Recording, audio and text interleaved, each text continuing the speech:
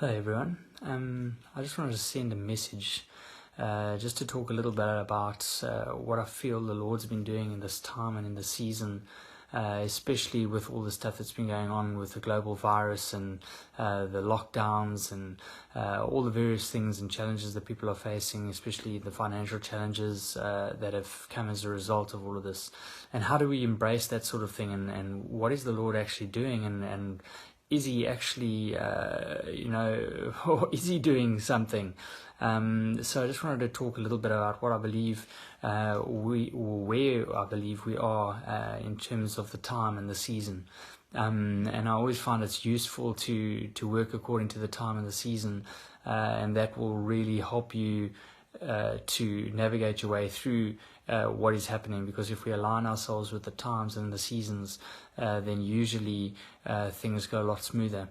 So we are in this massive time of transition. It's a global transition. It's the church is transitioning. There's just a massive transition that's going on at the moment. And the Bible tells us, it speaks about the Sons of Issachar. The Sons of Issachar were amazing because they knew the times and the seasons, and they knew what to do at those times, in the times and the seasons. And so I've been asking the Lord for quite a while, what exactly is the season that we're in, and what is it that he's doing. And so it started sort of last year sometime, where he said to me that we're in a season of inheritance, and it's time for us to inherit the promises, and we do that by getting closer to the Father. But as I realized with all the events of the world that have been happening at the moment with the coronavirus and various things, that there's another transition, or a big transition that's happening. And I was asking the Lord about that because over the last couple of weeks I've also been seeing a lot of butterflies wherever I go. There's been first there was a whole lot of white butterflies, and then butterflies of every shape and sort. And I was asking the Lord about that. I said, Lord, I feel like butterflies represent transition for me. So, can you speak to me through this? Because I feel like I'm seeing them everywhere, that you're doing something. And I was asking the Lord about that, and I just felt like he just said, a butterfly is what I was asking the Lord is, what is it should we do? If we are in the season of transition, what is it that we should do? And he just mentioned to me identity and rest. And that's what a butterfly does. It transitions in a way that it goes into a cocoon, it goes into a place of rest, and then it transitions because of its identity, and it becomes something else, something different.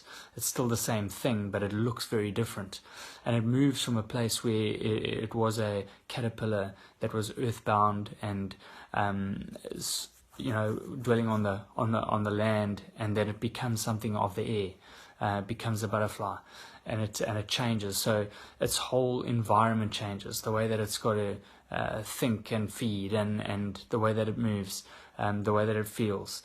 Everything changes, and it changes in a moment, and it cannot go back. And I believe that's where we are in the world at the moment, and with all the really hectic events that's happened, that we're going through that transition, and that we can't go back. We can't go back from that transition. We've hit this Kairos moment, and now everything changes, and the whole world is aligning to this change. So identity and rest are two keys in the season that we face. But I also just wanted to talk a little bit about Israel and what I feel like the Lord is saying in terms of the season. Over the last year, He's been saying to me that it's a season of inheritance. And if you look at the Israelites, they transitioned twice. They moved from a state of being slaves in Egypt, and they then passed through the Red Sea, which took them into freedom. So they went from being slaves but to being free, but they were free in the desert, and sometimes freedom can look like a desert. And then they transitioned a second time, which is when they moved from the desert into the promised land, and they went through the Jordan River on that occasion. And in that space, they transitioned from having sort of nothing to being inheritors of the promise. And I really believe that story speaks of the work of Jesus, where Jesus, took us as sinners, and he took us through the Red Sea, which is his blood, and he transformed us into free people But that the whole reason Jesus did that was so that we'd get to know the Father. If you read the book of John, the whole way through, he's just saying, I only do what I see my Father do, and I'm here to reveal the Father. And he's always talking about his Father. And I believe that the season that we're in it's time to connect with the Father. It's time to connect with inheritance, because the only way that we can inherit something is if we become a son and a daughter. And by getting inside Jesus, we did that because Jesus did it for us. And we've known Jesus, and we've allowed his victory to become our victory. But have we really pushed in to know his Father? He said, if you've seen me, you've seen the Father. But there's certain things that the Father can give us that is different from the Son, because his role is different. And although they are one, there's other treasures to be discovered by seeking and finding the Father. So I want to encourage you with that this is a season of getting into the Father and of grabbing hold of inheritance. But the way that we grab hold of inheritance is different. You see, when Jesus came, he gave us freedom, and he had to fight for that freedom. Freedom is very often fought for, but when we get something from the Father, it's never fought for; it's inherited, and there's a difference. So Jesus came and he fought, and he gave us healing at the cross, but the Father, he gives us things because we are his children, and we don't have to fight for them. And we see that in the Israelites' journey when they got, there was a bit of a to and fro with Pharaoh in order to get out of Egypt, but eventually they became free. But when they got to the promised land, they had to inherit it, and the way that they did that is they didn't have to fight.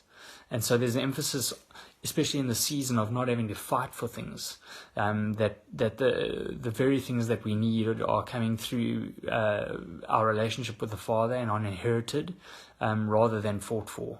So I want to encourage you that this is not a time to fight, but it's a time to inherit, and we inherit through relationship.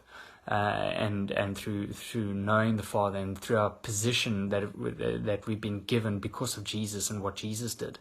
But it's time to know the Father, and it's time to inherit his promises and to start walking in those, and to start declaring those. And something that the Israelites did is they released a trumpet sound, and they released their worship before they had even inherited the promise.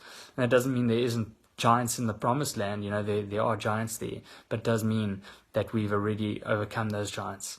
And so it's just a really, really fantastic picture of where we are at this stage. I believe the Lord's taking us into that inheritance, and we're going to get it without fighting. So in terms of the Sons of Issachar, what is it that we're supposed to do in this time and in this season? What is the best approach for us to do? Well, the first thing I believe is we have a bunch of freedom fighters who went before us, and they laid down their lives so that we could have what we have in this moment. The lives that we live are because of those people, and we need to honor them. We need to honor that in order to receive their well and the stuff that they've done. We need to honor those that have gone before us and honor their season. And recognize their season and what they've done. But I believe the season of the freedom fighter is over, and that it's the season for the sons and the daughters of inheritance to step forward. And if you start trying to fight for things in a season when the season has changed, then you're almost like being in the old covenant when the new covenant has come. You can be trying to do something, but you're actually swimming upstream. And so that's why I wanted to send this message and just say, I believe we've stepped into a different season, so let's change what we do in order to be relevant. And so don't fight. Honor those that have gone before us. They were fantastic and they were outstanding, but it's time to do things a little bit differently. And a good example of this is Dr. Martin Luther King in his one of his final speeches. And actually, it's come up recently where our church leadership have been talking about this 21 days where we spend at home. We should go up the mountain, and we should use that vantage point of worship and praise and to actually see and get perspective. And I believe the freedom fighters were those that went up the mountain, and Dr. Martin Luther King, in his final speech, I think it was in 1968, somewhere around April, he said he had been to the mountaintop and he'd seen the coming of the glory of the Lord, and he wasn't sure that he'd be able to enter the promise with the people, but his eyes had seen the glory of the Lord. And it was rather strange that I think it was the day later that he was actually assassinated, and so his life came to an end without seeing the promise himself. But he was a freedom fighter, and he was someone who we honor for the work that he did. He was a prophetic man, a prophetic declarer, and a prophet in his generation. And I believe that as we honor those that have gone before us, we also then need to step in to our season and to be who we are. And so I believe that the time for the freedom fighter needs to be honored, but the time has changed, and we are now having time as the sons and daughters of inheritance. And so we need to take up our mantle and be that and live that way and know the Father. And stop fighting for things that he's already given us and that we've already inherited because of him. I also believe that rest is a key.